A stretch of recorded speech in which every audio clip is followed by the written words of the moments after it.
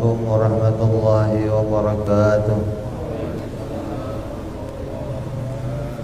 الفاتحة إلى روح سيدنا حبيبنا شفيعنا رسول الله سيدنا محمد بن عبد الله صلى الله عليه وعلى آله وصحبه وأزواجه وذريته أن الله يعلي درجاتهم في الجنة وينفعنا بأسرارهم وأنوارهم وعلومهم ونفحاتهم وبركاتهم في الدين والدنيا والآخرة ويجعلنا من حزبهم ويرزقنا محبتهم ويتوفانا على ملتهم ويعشرنا في زمرتهم بالعافية وسلامة. لهم الفاتحة. أعوذ بالله من الشيطان الرجيم. بسم الله الرحمن الرحيم. الحمد لله رب العالمين الرحمن الرحيم مالك يوم الدين إياك نعبد وإياك نستعين اهدنا الصراط المستقيم صراط الذين أنعمت عليهم غير المغضوب عليهم ولا الضالين آمين. بسم الله الرحمن الرحيم. نويت التعلم والتعليم والتذكر والتذكير والنفع والانتفاع والإفادة والاستفادة والحث على التمسك بكتاب الله وسنة رسول الله صلى الله عليه وسلم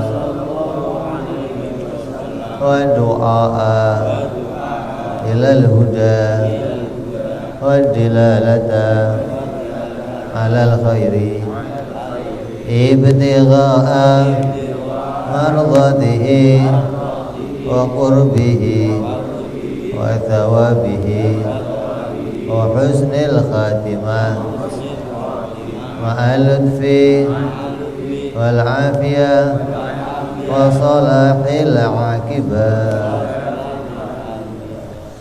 بسم الله الرحمن الرحيم. الحمد لله رب العالمين وبه نستعين على أمور الدنيا والدين. والصلاة والسلام على رسول الله سيدنا وحبيبنا وشفيعنا ومولانا محمد صلى الله عليه وعلى آله وصحبه أجمعين. أما بعد. فقال مصنف الكتاب حضرة الشيخ سعيد بن أرمية رحمه الله وغفر له ولوالديه ونفعنا به في الدارين. اللهم افتح قلوبنا فتوح العارفين وبعلمتك وانصر علينا برحمتك يا أرحم الراحمين. إلى أن قال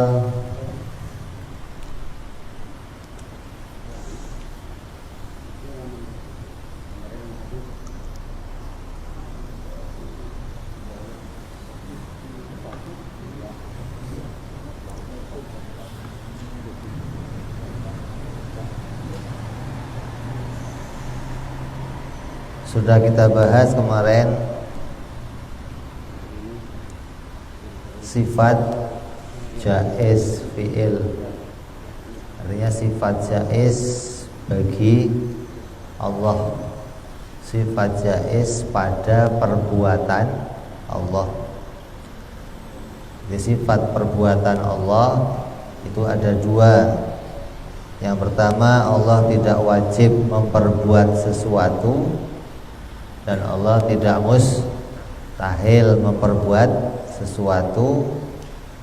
Yang kedua, Allah tidak mempunyai tujuan di dalam menciptakan segala sesuatu. Allah tidak mengambil keuntungan. Kalau punya tujuan itu pasti mengambil keuntungan, karena tujuan itu adalah perbuatan makhluk. Maka siapa saja yang pekerjaannya itu punya tujuan, maka dia akan mengambil hasil dari tujuannya apabila tercapai. Nah, Allah perbuatannya tidak mengambil keuntungan apapun. Tidak ada satupun keuntungan di dalam Allah memperbuat sesuatu yang keuntungan itu kembali kepada dirinya Allah, baik di dalam menetapkan hukum maupun di dalam menciptakan sesuatu. Menetapkan hukum itu seperti apa? Ya, memperlakukan wajib, haram, sunnah, makruh, itu menetapkan hukum.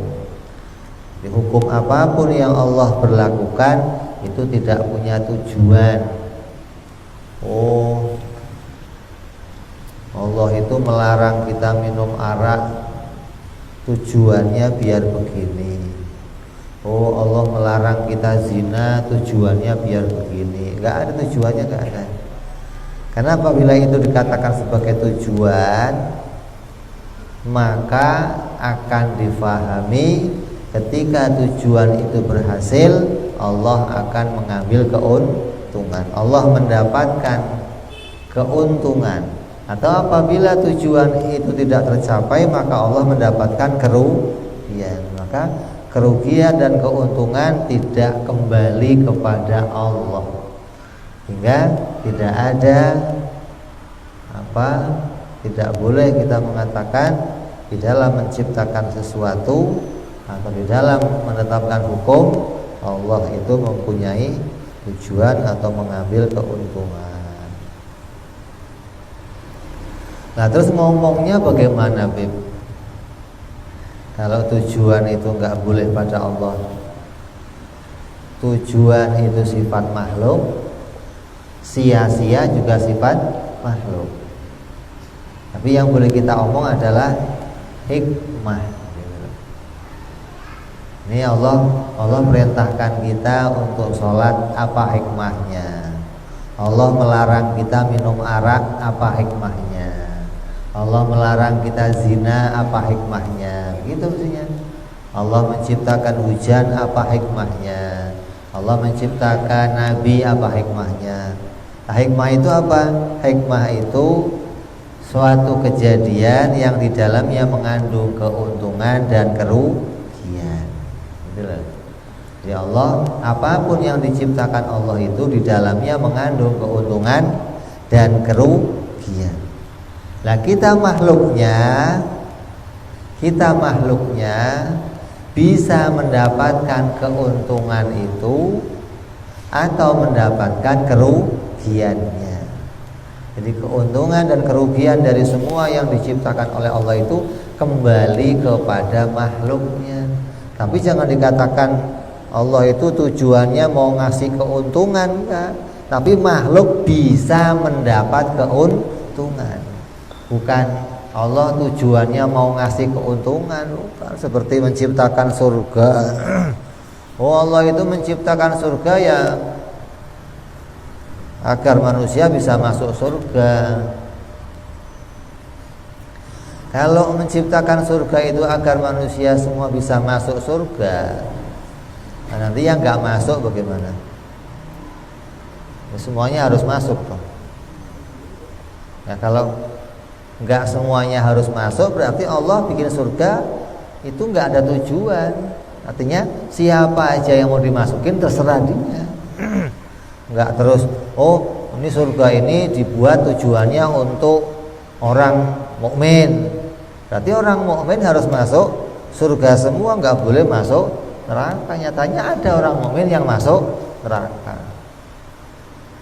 Jadi kita tidak boleh mengatakan tujuan pada perbuatannya Allah, tapi kita katakan perbuatan Allah itu mengandung hikmah, mengandung nilai baik dan nilai buruk. Yang keduanya itu kembali kepada makhluk, bukan kembali kepada Allah Subhanahu wa ta'ala. Nah, terus berikutnya kita akan membahas lagi jaiz maf'ul. sifat jaiz maf'ul atau sifatnya perkara yang diciptakan, sifatnya makhluk, sifatnya ma siwallah, sifatnya sesuatu yang selain Allah.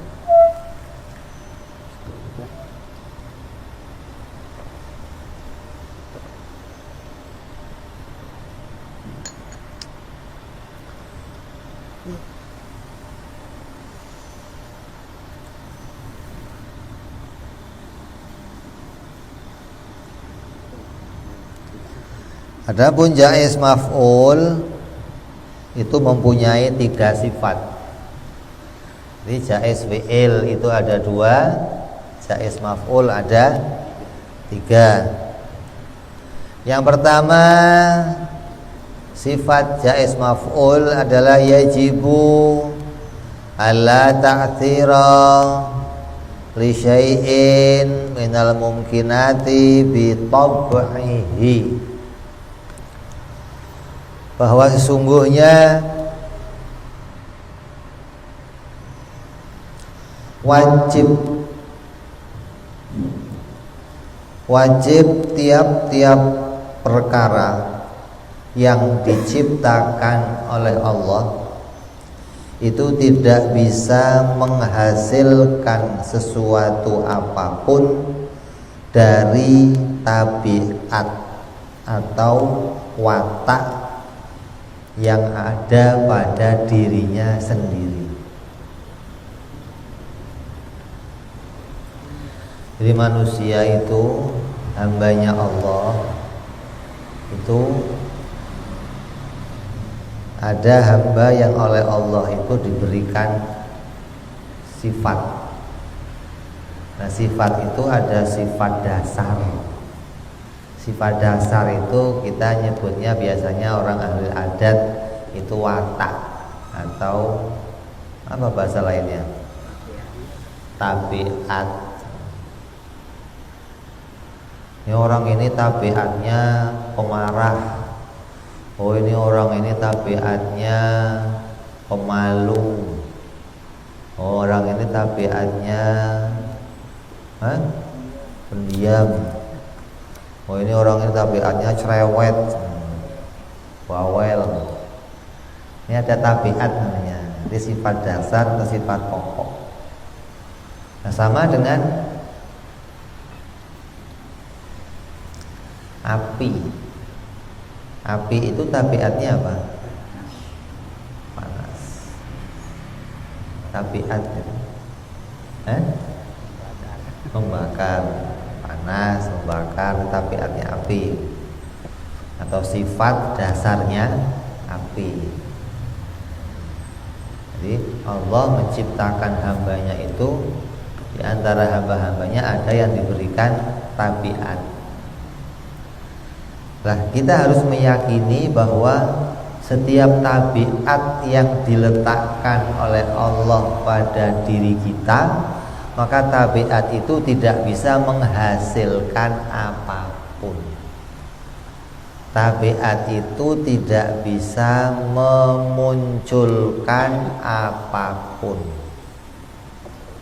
Tabiat itu lemah. Tabiat itu hanya diletakkan menjadi sifat kita oleh Allah.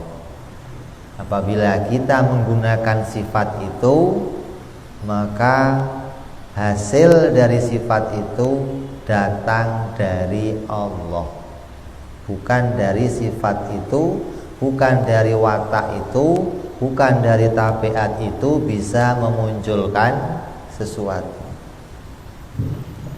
Kamu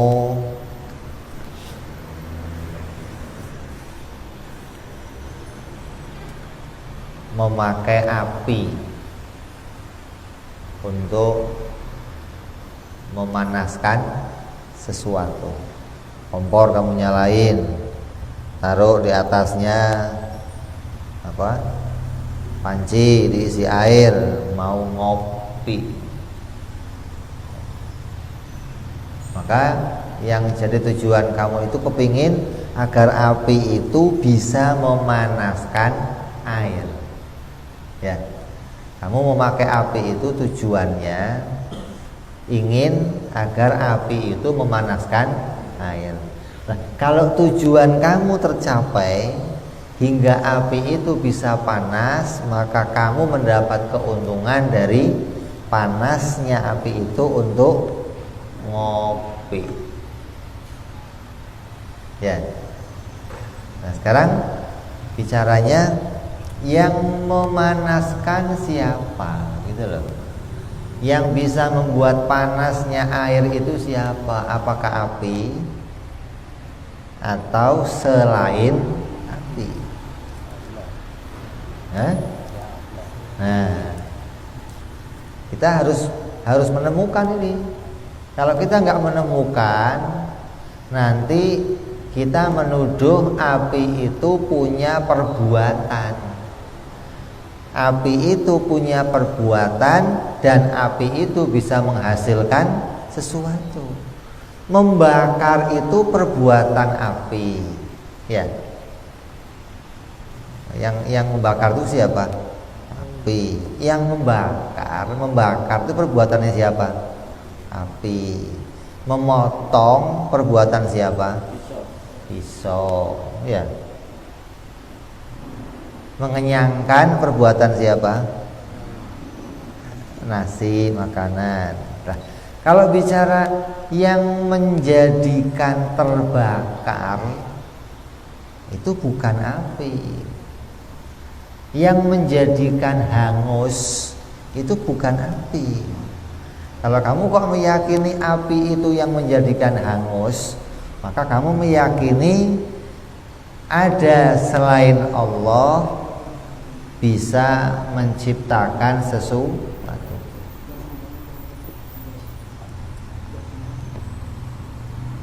Nah, kita tidak boleh meyakini yang seperti itu. Kita ini harus meyakini bahwa semua makhluk yang diciptakan oleh Allah itu diciptakan dalam keadaan lemah. Makhluk itu aslinya sifatnya lemah. Ya, lemah itu tidak punya kemampuan untuk menghasilkan sesuatu apapun dari dirinya sendiri. Allah memberikan sifat apapun kepada kita, maka sifat itu tidak bisa kita gunakan untuk menghasilkan sesuatu yang lain lagi. Apabila ada hasil yang kita peroleh, maka hasil itu pasti datangnya dari Allah. Ini harus menjadi keyakinan kita, harus menjadi i'tiqad kita, harus menjadi prinsip hidup kita, sebagaimana yang diajarkan Nabi Muhammad SAW. Setiap waktu kita disuruh mengucapkan la haula wala quwata illa billah. La haula itu artinya apa? Tidak ada daya. Daya itu apa? Kekuatan. Lah kamu punya daya nggak sekarang? Punya? Apa nggak punya? Kamu sekarang punya daya nggak? Punya. Daya dong.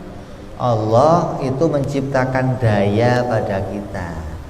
Tapi daya itu tidak bisa menghasilkan sesuatu, begitu loh.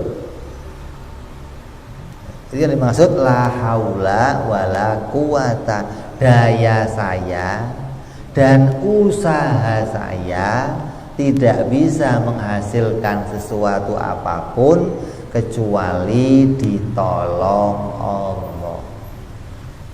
Jadi kamu jangan menganggap daya kamu, upaya kamu yang bisa menghasilkan sesuatu.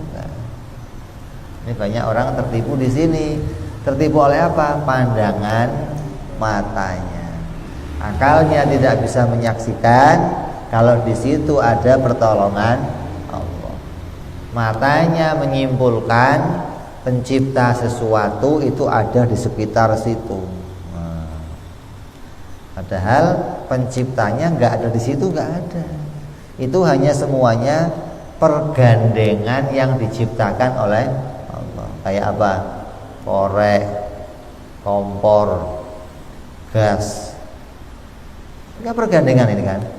Ada korek, ada kompornya, ada gasnya. Kalau ada koreknya tapi nggak ada kompornya, bisa? Hah? Ada korek, ada kompor, nggak ada gasnya, bisa? Hah? Ada gas, ada kompor, nggak ada koreknya, bisa? Jadi ini yang bisa nyalain api ini siapa ini? Korek, gas, apa kompor? Ini kalau kamu kok berputar-putar di situ, kamu nggak nemu Allah. Kamu akan menuduh salah satu ini yang memunculkan. Kamu naik motor, motornya bisa jalan. Yang membuat jalannya motor siapa? Bensin, apa busi, apa gas? Businya ada, bensinnya ada, dinyalain, tapi nggak kamu gas jalan. Jadi yang bikin jalan siapa itu? Apa? Api.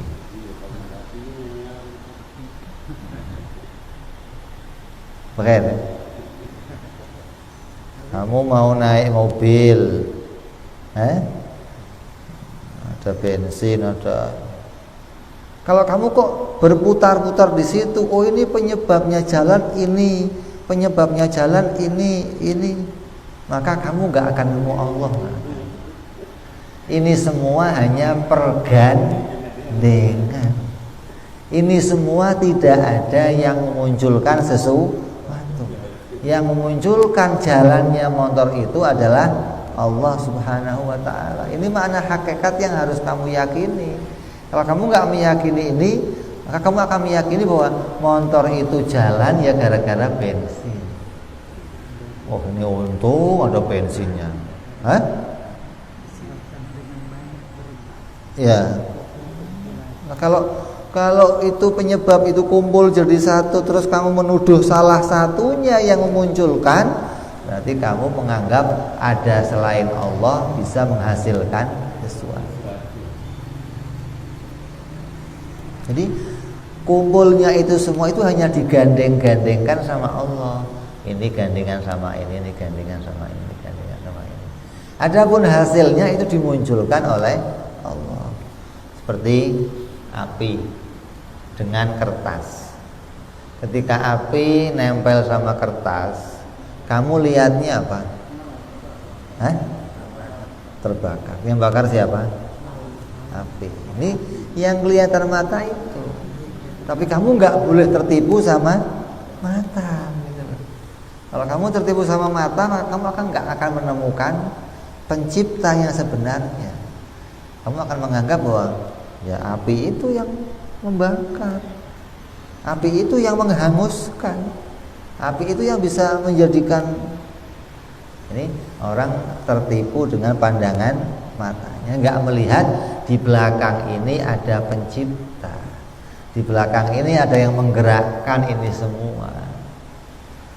Kayak kita disuruh mengingat ini bahwa kamu harus mengetahui hakikatnya makhluk, hakikatnya perkara yang diciptakan, hingga nanti diri kamu tidak menganggap bisa menimbulkan sesuatu, orang lain pun tidak kamu anggap bisa menimbulkan sesuatu, hingga kamu nggak pernah menuduh seseorang.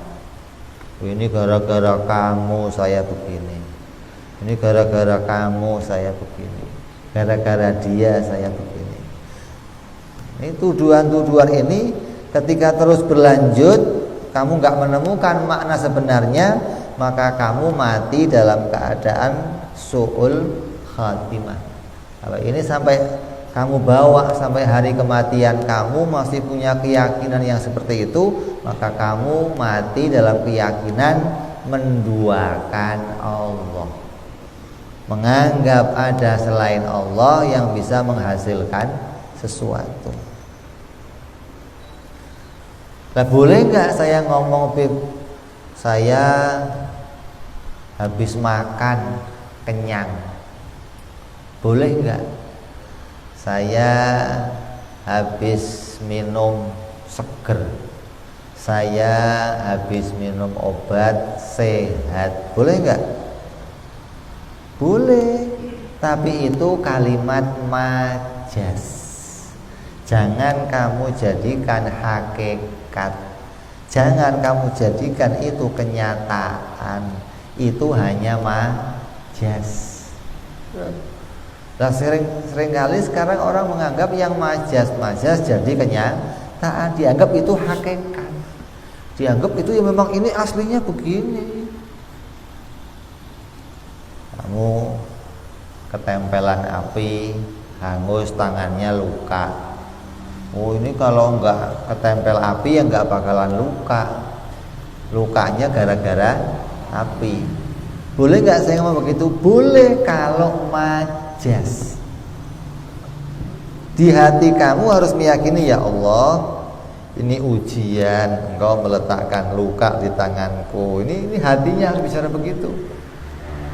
Hatinya jangan sampai lupa, jangan sampai lengah kepada makna hakikat. Kalau hatinya lengah pada makna hakikat, maka kamu akan tertipu pada apa yang kamu lihat. Kamu akan meyakini yang kamu lihat ini ya kenyataannya begini memang. Artinya pencipta itu ya ada di sekitar sini.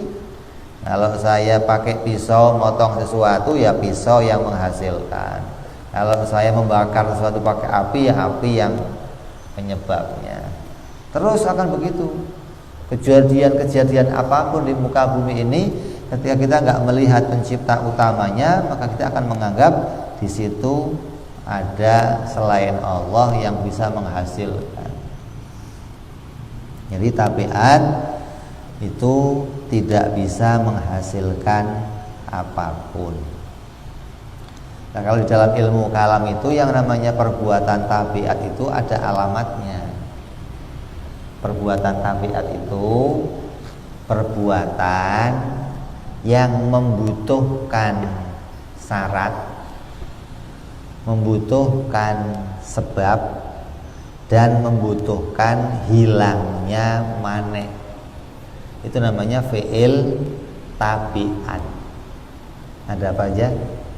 Syarat, sebab, terus hilangnya maneh, hilangnya penghalang. Contoh, bensin itu kalau ditempelkan api bagaimana? Hah?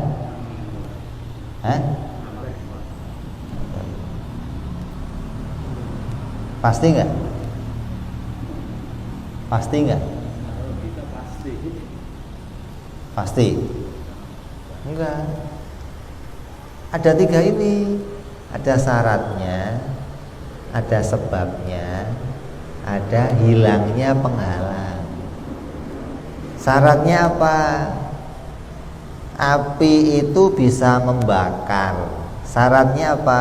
Syaratnya yang mau dibakar kering. Ya.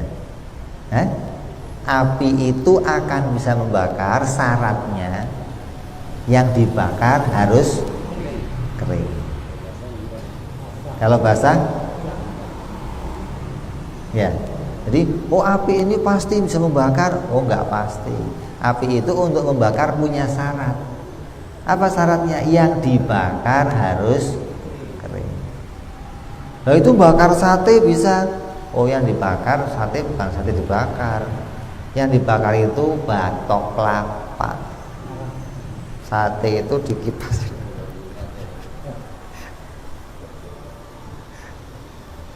Syaratnya apa pertama? Kering. Yang kedua apa? Sebabnya. Syaratnya kering, sebabnya terbakar apa? Ditempelkan. Kalau jauh-jauhan bisa. Ini kertas, ini api. Bisa? Jadi kering terus didekatkan. Yang ketiga apa?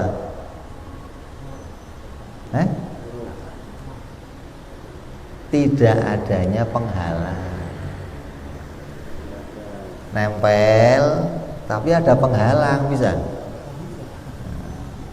Bensin sama api tapi ada penghalang, bisa.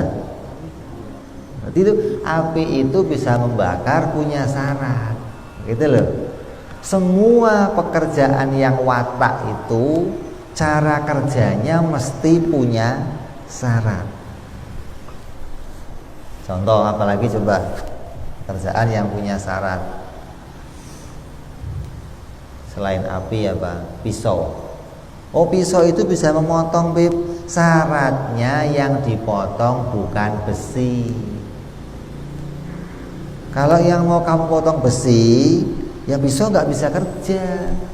Ini saya motong tiang listrik nggak bisa, Bib. Nah, yang pakainya pisau yang nggak bisa tiang listrik. Tiang listrik ngundang itu orang Madura sebentar, set pakai las, langsung.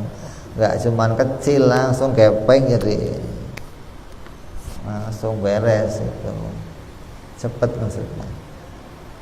Jadi jangan dianggap ini api bisa membakar, pisau itu pasti bisa memotong. Yang mau dipotong pakai pisau apa dulu? Kalau yang mau dipotong kok daging, sate, ya bisa. Lah kalau tulangnya sapi bisa? Enggak bisa. Jadi pisau itu bisa memotong, ada syaratnya. Api juga begitu, enggak semua bisa dibakar pakai api. Kata siapa? Nah, ini menunjukkan api itu tidak punya daya upaya. Ketika dia itu membakar, maka Allah yang menggandengkannya. Gandengin sama yang kering. Nanti kalau yang kering sudah kamu tempelkan, maka saya jadikan terbakar. Jadi Allah yang menjadikan terbakarnya, bukan api, bukan. Jangan keliru ini. Waktu kejadian Nabi Ibrahim alaihissalam, Nabi Ibrahim dilempar ke api malah kedinginan, bukan kepanasan malah kedinginan.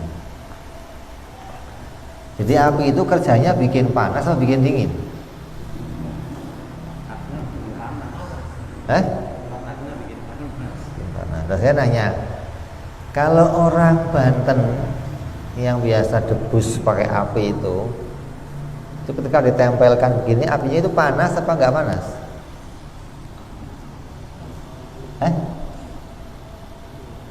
Dia kepanasan enggak? Waktu ditempel begini, kepanasan enggak? Dianya sih enggak, apinya sih panas. Iya, dianya kepanasan enggak? Enggak. Apinya mah panas, ya. Tapi dianya tidak, karena panasnya api itu tidak bisa memanaskan yang lain. Kalau yang lain itu mau panas, yang bikin panas Allah. Kalau Allah bisa bikin panas pada api, maka Allah bisa bikin panas pada yang lain. Bukan panasnya api nular ke yang lain, bukan.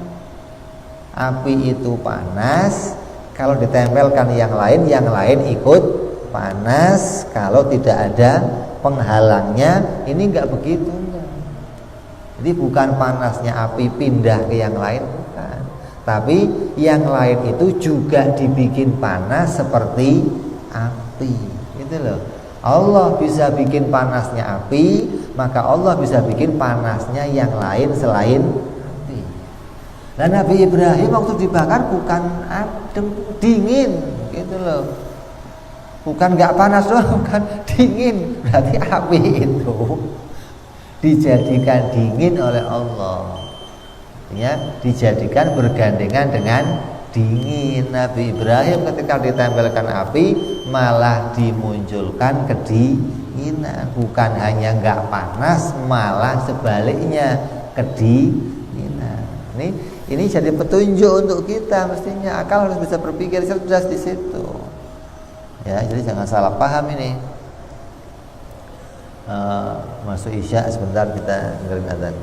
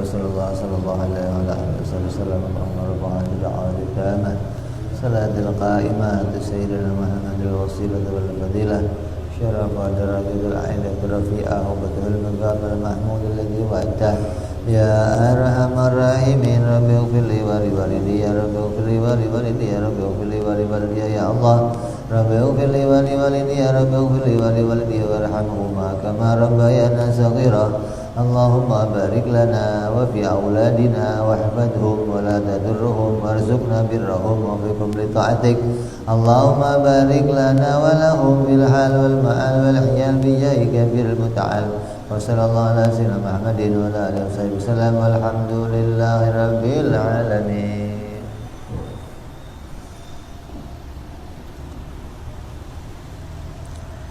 Kita teruskan sedikit.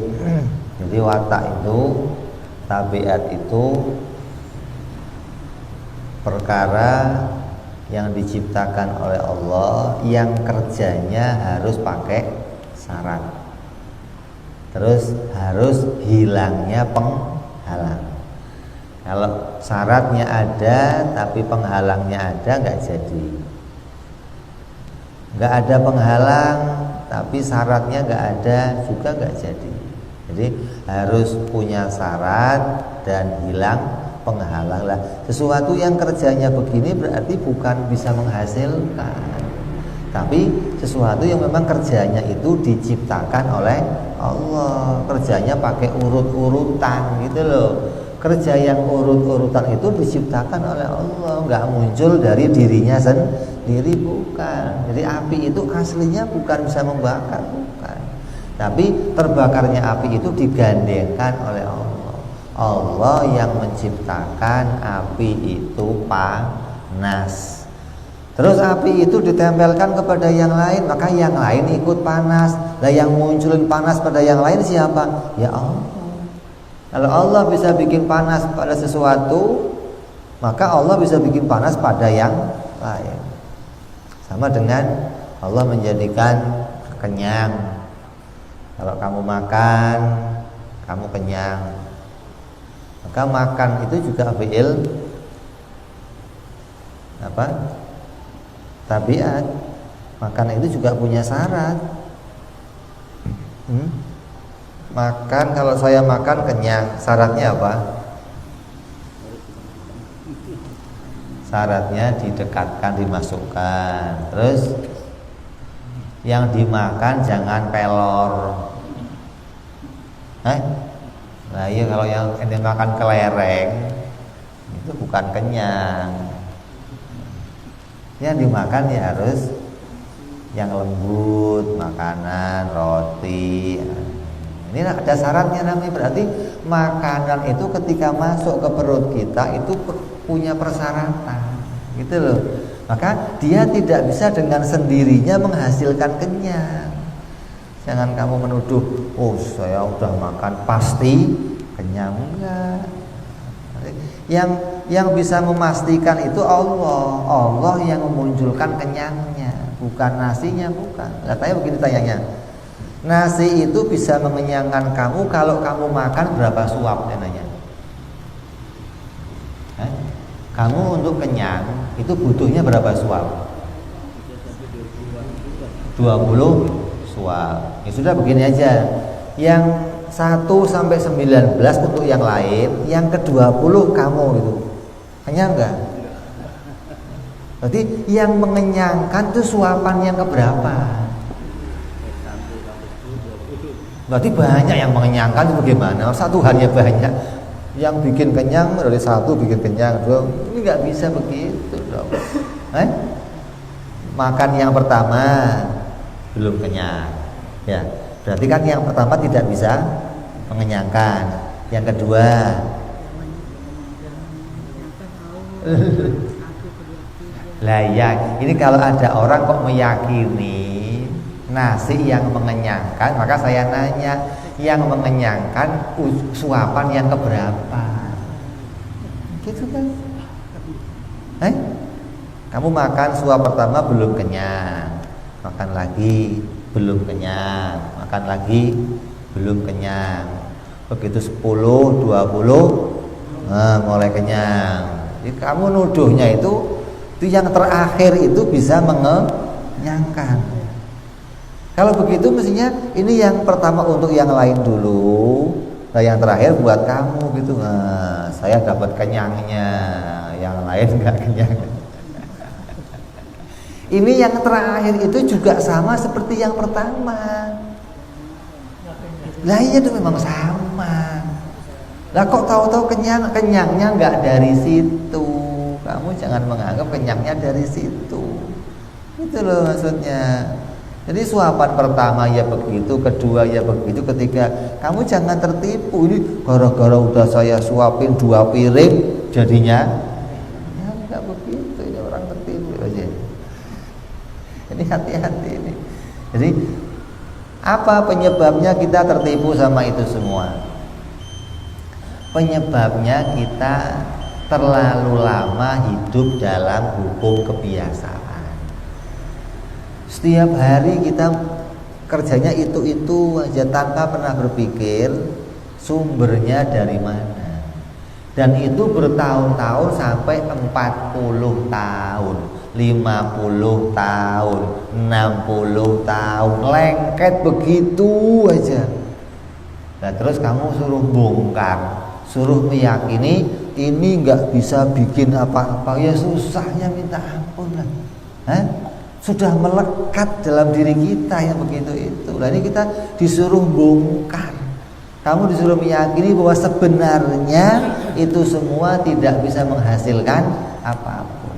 Kalaupun kamu mengatakan saya sehat minum obat, saya makan sambal sakit perut, saya minum kopi melek, maka itu semuanya majas. Bukan sebenarnya.